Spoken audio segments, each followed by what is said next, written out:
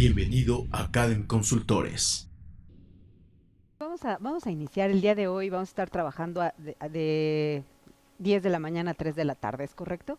Y vamos a abordar dos temas principales, que es la norma 035 y la norma 036 principalmente, ¿no? Y bueno, pues esta presentación me compromete aún más a hacer un excelente papel en este día, ¿ok? Bueno, me gustaría preguntarles primero, ¿quién ha leído la norma 35? La 35, levanten la mano. ¿Leído, revisado nada más o ajá, como una ojeada, todos una ojeada? Ok. Estas preguntas son precisamente para ver desde dónde tomamos, ¿no?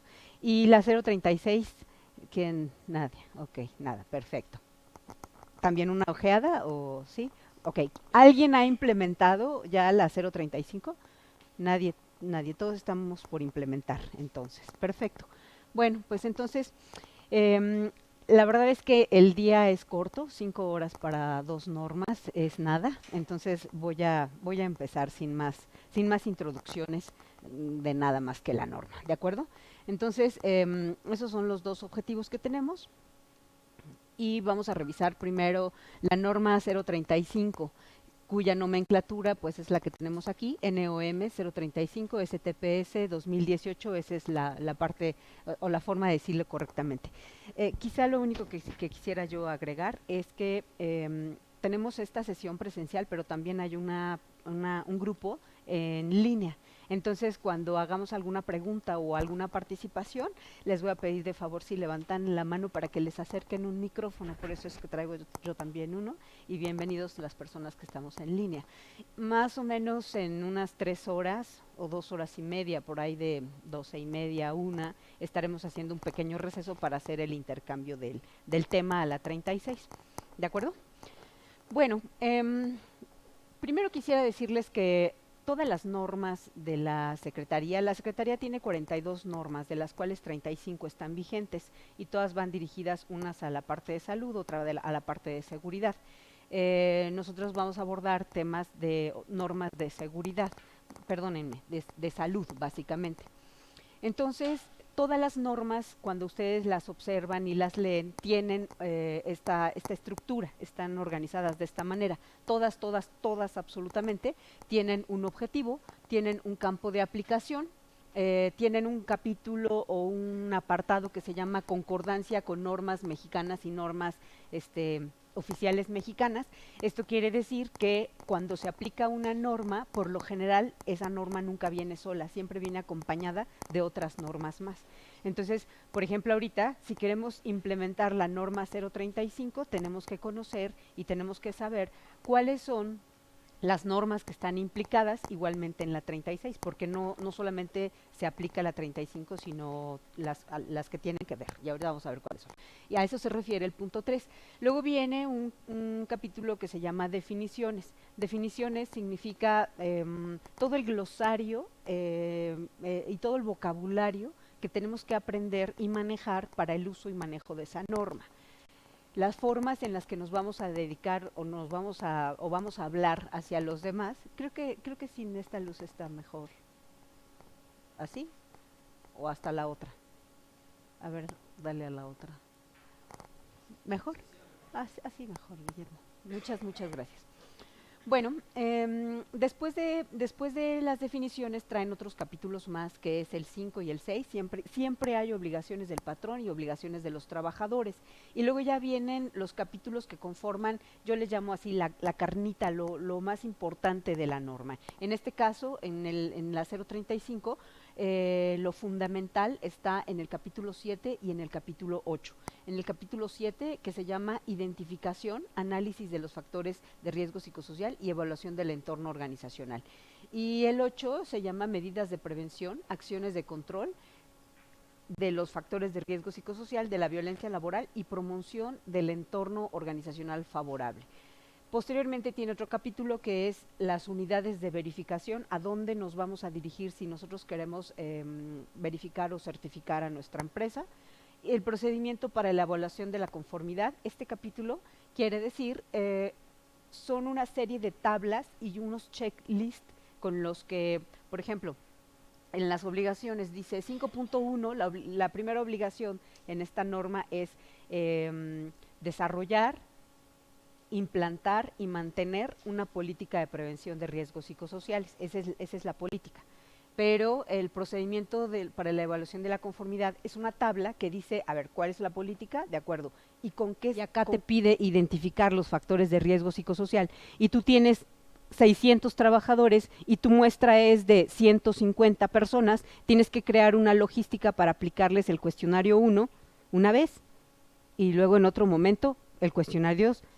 Y el cuestionario 1 te lleva 5 minutos y el cuestionario 2 te lleva 15. Mejor aplica los dos. ¿Me explico? Entonces, ya cumples haces todo esto y estás cumpliendo aquí. Posteriormente, aquí entra la segunda fase, ¿no? Que es la etapa vigente, pero entra aquí, o sea, aquí ya te la pueden pedir. Y donde tiene su impacto económico, porque hay quien pregunta, ¿y cuáles son las sanciones por no aplicar la norma, ¿no? Entonces, las sanciones son económicas, son multas económicas que van, no sé, desde los 23,000 hasta los 500,000 pesos aproximadamente, si no aplicas la norma. No si tienes un entorno organizacional poco favorable o hay violencia o no, si no la aplicas nada más. Pero fíjate bien, tiene 2 años de vida. Este estudio que estás haciendo tiene 2 años de vida. O sea, lo tienes que estar aplicando nuevamente más o menos al 23 de octubre del 2021, más o menos.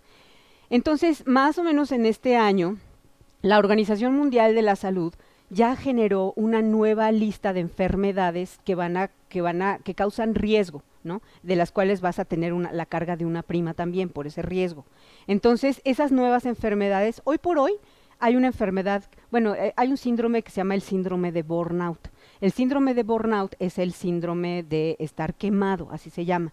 Eso quiere decir que si tú tienes una jornada laboral, no una carga, una jornada laboral de 12, 14, 16 horas diarias, de lunes a sábado, el estar quemado quiere decir estás muy fatigado, muy cansado y eres de las personas que a lo mejor llega a casa el sábado en la noche, el domingo y dice, no, por favor, o sea, váyanse ustedes al súper, váyanse ustedes a la casa de la abuela, yo no voy a ir a la fiesta, ¿no? A mí déjenme dormir, por Dios, ¿no?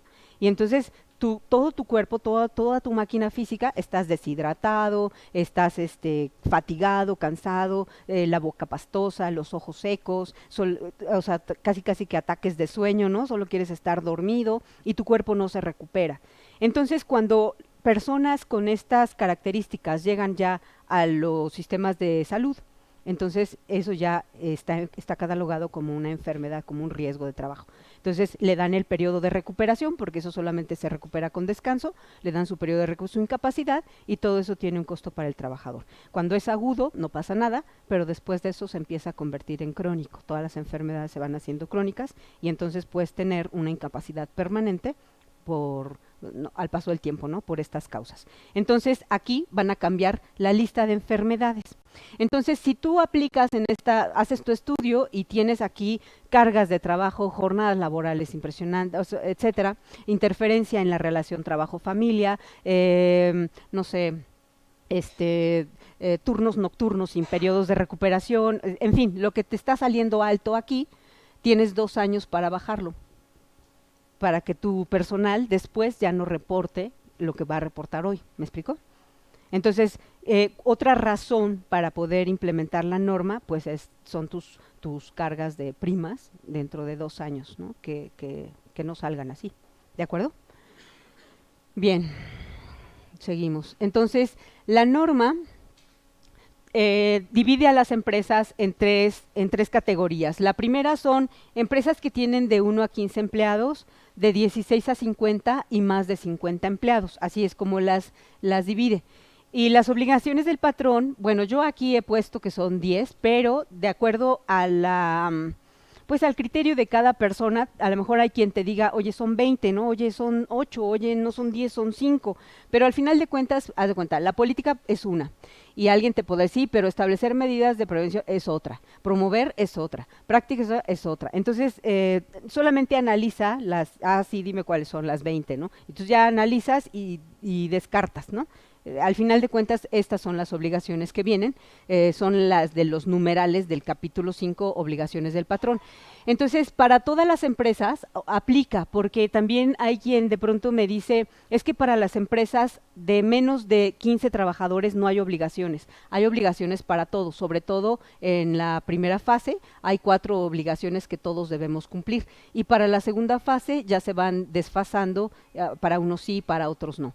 Entonces, lo primero que tenemos que hacer es una política de prevención de factores de riesgo psicosocial. Sigo arrastrando este dato, ¿no? Hasta que hago esta operación. Punto 2475 más punto 9604 me da 1.2079 y realizo la última división, me dan 79.51, de tal manera que redondeo siempre hacia arriba. Aquí voy a aplicar a una muestra de 80 personas. ¿De acuerdo? Y como les comentaba, me voy a adelantar tantito, aquí. Si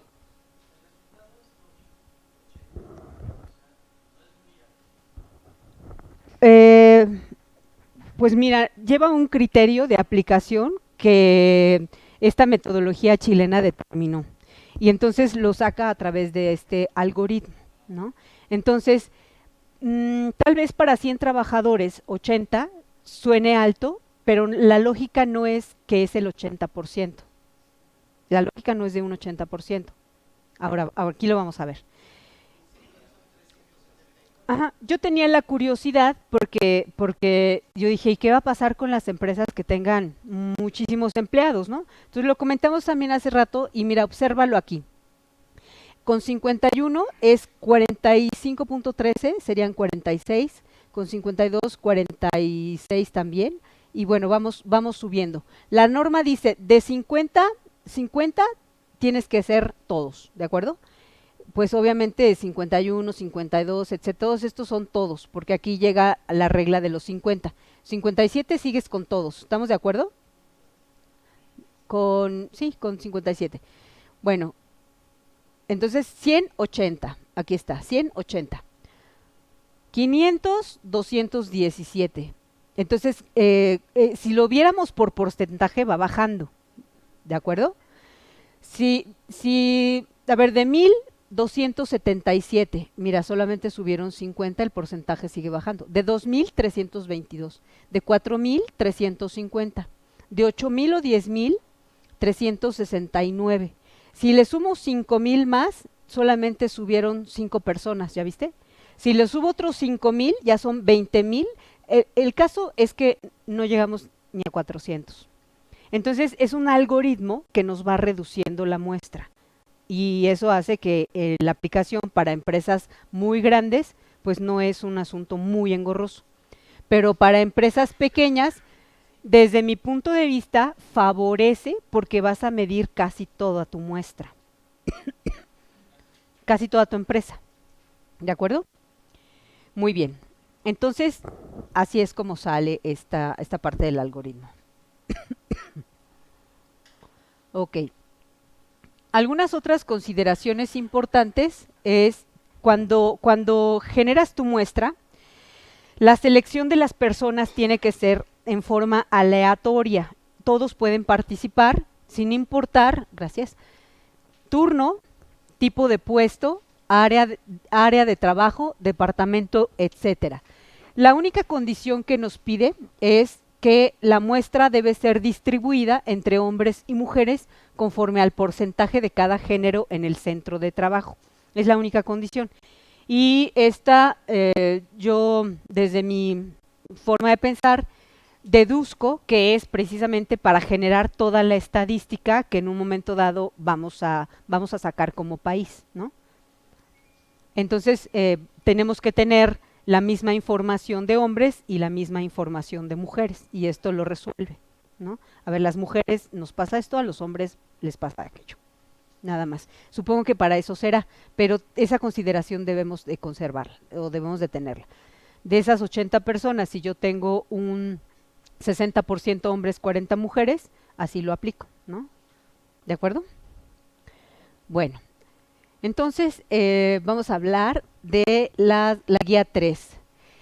Las instrucciones son las mismas.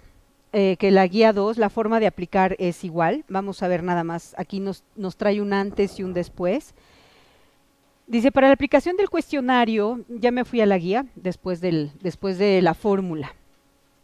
Para la aplicación del cuestionario deberán cumplirse al menos las condiciones siguientes. Antes de iniciar la aplicación del cuestionario, deberá determinar el número mínimo de trabajadores a los que se le aplicarán los cuestionarios, que al menos deberá corresponder con el tamaño de la muestra, calculado con la ecuación 1 de la presente norma. Verificar que las condiciones de las instalaciones y mobiliario sean idóneas. Realizar la presentación del aplicador ante las personas a evaluar. Es decir, debes generar un ambiente amable entre el evaluador y los evaluados, ¿no? Realizar la presentación del aplicador ante las personas a evaluar. Explicar el objetivo de la evaluación.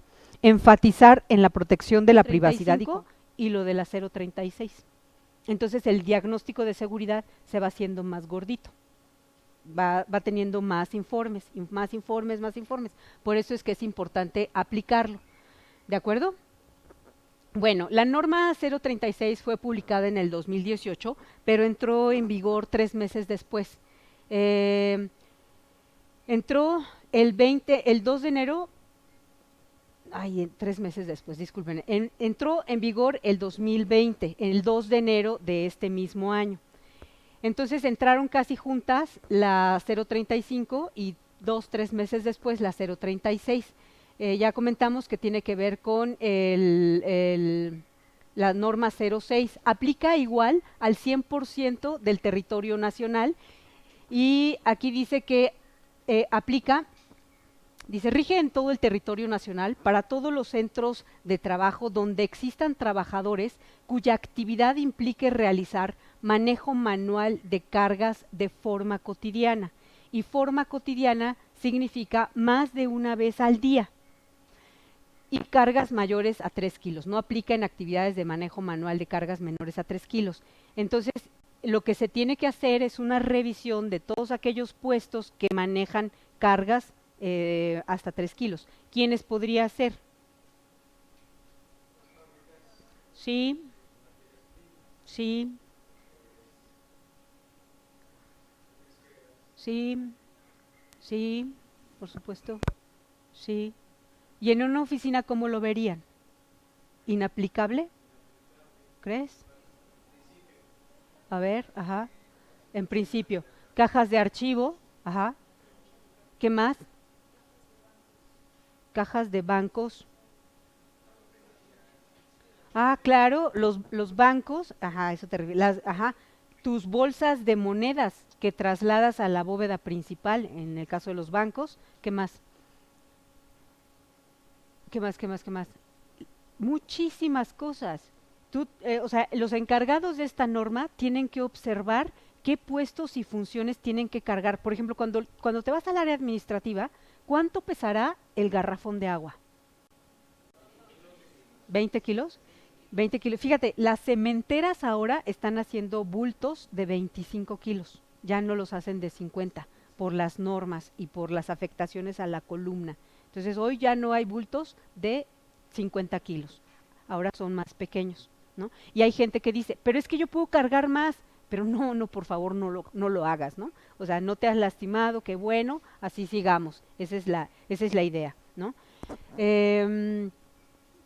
Bueno, ahorita doy algunas cifras. Ok, esta norma tiene también un apéndice 1 que estima el riesgo por el levantamiento y transporte de cargas y operaciones. Y el apéndice 2, estimación del riesgo por el levantamiento y transporte de cargas y operaciones. Ahorita vemos la diferencia. Y hay otra guía 1 que es la estimación simple del nivel de riesgo y evaluación específica del nivel de riesgo. Es decir, tiene 2 apéndices y una guía de trabajo. A ver, por ejemplo, ¿las personas de la limpieza entrarían? Sí, por supuesto. ¿Cuánto pesará una cubeta de agua que llevas para trapear? Como 10 kilos. Por ejemplo, yo sé que no entran, pero es nada más para hacer una reflexión. Las amas de casa o los amos de casa cuando vamos al tianguis, ¿cuántos kilos cargamos en la bolsa? Deme 2 de zanahoria, 2 de papa, 2 de jitomate, 2 de cebolla y cárgalo. Y así vas, ¿no? En el súper lo que llevas, ¿cuánto pesan tus bolsas? ¿no? Y a lo mejor, como dice, no nos hemos lastimado, pero habrá quien sí. De repente traes un dolor, me duele mucho la espalda, no me puedo, ¿no? Pero es también porque ni siquiera tenemos una cultura ergonómica del manejo de cargas. Y lo hacemos todos, estando en el trabajo o estando en la casa. No vas a limpiar y va a ver, muévele el mueble y lo mueves porque lo mueves, ¿no? Pero entonces puede existir un riesgo y lo que nos pide esta norma también es como mucha capacitación. Entonces tiene que haber una persona, un responsable que haga esa identificación de qué puestos cargan y capacitarlos, ¿no? Capacitar a todas las personas. La vigilancia la tiene igual la Secretaría del Trabajo y Previsión Social. Y los transitorios dice que entra en vigor a partir del 2 de enero del 2020. Hay una parte que va a entrar, que es numeral 5.1, 5.1 que se maneja con el 8.3, inciso B, numeral 2, el 8.4, el 8.5 y todo el capítulo 7 entra en vigor a partir del 4 de enero del 2023. Entonces, aunque la norma, ahorita vemos qué significa esto, nada más vamos a ver la parte de la regulación. Aunque la norma dice que ya entró en enero del 2020, pues hay una parte que es la prevención y después ya viene la identificación de todo esto. Las medidas de control que se hayan emitido en el 2020, a que se refieren los numerales 8.6 y 8.7, deberán ajustarse conforme a lo dispuesto en este artículo. Estas también como que no entran, nada más una parte. Y el transitorio tercero dice, a partir de la fecha de entrada en vigor de esta norma, quedará sin efecto los numerales 4.7, 4.12, 5.3, 5.4, inciso B, 5.6, 5.9, 6.7, 11.3, así como los capítulos 8 y 10 de la norma oficial mexicana 006, publicada en el 2014, porque de ahí se extrajo. Que se llama Manejo y Almacenamiento de Materiales, Condiciones de Seguridad y Salud en el Trabajo, publicada en el Diario Oficial de la Federación el 11 de septiembre del 2014. Entonces esa parte sale de aquella norma y se convierte en una norma nueva. Eso quiere decir que no es que no se haya hecho en el pasado, simplemente ahora se separa la seguridad de la salud, ¿no? Y tomamos normas nuevas. Entonces, quien esté aplicando para la norma 06 o la haya aplicado, ¿alguien aplica aquí? La norma 06, ¿no? Ok, entonces solamente tenemos que hacer un trabajo de división de requerimientos. Entonces entró en vigor el 23 de noviembre, se publicó el 23 de noviembre del 2018, entra en vigor el 2 de enero del 2020, una parte, la primera etapa, y la siguiente entra en vigor en enero del 2023. Pareciera que tenemos también como un poco más de tiempo. Y yo creo que esta norma se le hizo o se le tomó en cuenta más rápido que la 035, solo porque la 035 está de moda, ¿de acuerdo? Y ya nos dimos cuenta que no hemos aplicado. Bienvenido a Academ Consultores.